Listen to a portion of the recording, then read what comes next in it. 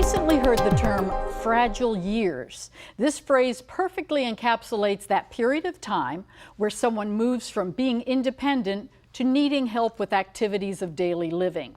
Amy O'Rourke with the Cameron Group is here to discuss how caregivers can best support someone during their fragile years. And Amy, there's that term that I had never heard until we just talked about it a moment ago. I know. I live with it every day, and it's a surprise to people. But everybody thinks that they're going to live and then they're going to die. Right. And most people have 3 to 5 years that they're fragile. And that's hallmarked by the pace in which they're moving. And you can see it. Sure. So you look at pace, and there's actually a study that's been done. If you watch how long it takes someone to walk down the hall, the longer it takes them, the closer they are to the end of life.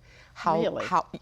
That's fascinating. Yeah. It is fascinating. You can tell how shaky they are. It's usually an event that occurs that creates the beginning of the fragile years. Maybe it's a slight stroke, maybe it's a car accident, maybe it's a fall, and maybe it's memory loss.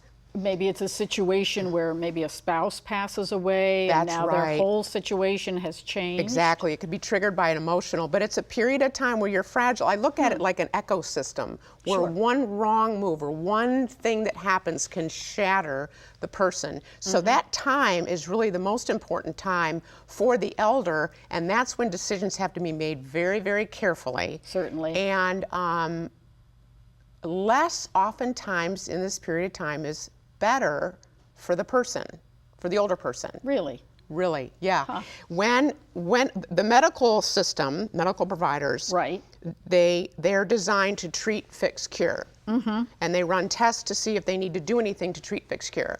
When you're 83, 84, 85, and you're fragile, sometimes a medical procedure, not sometimes, most of the time, creates a decline. Yes, you often hear about that. Someone in their 80s or elderly falls, breaks their hip.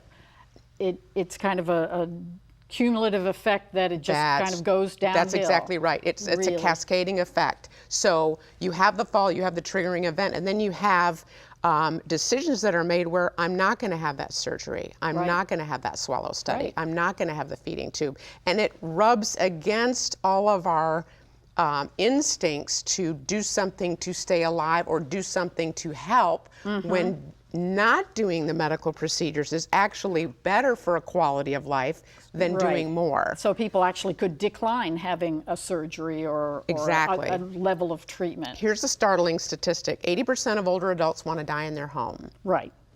80% of older adults die in the hospital.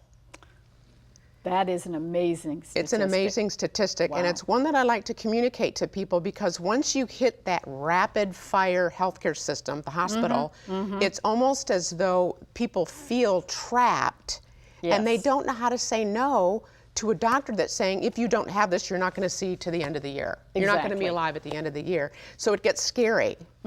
But we like to help teach people to get the skills to slow down the decision, buy time, and then ask yourself, what is it that your older charge wants? Do they want to be able to eat?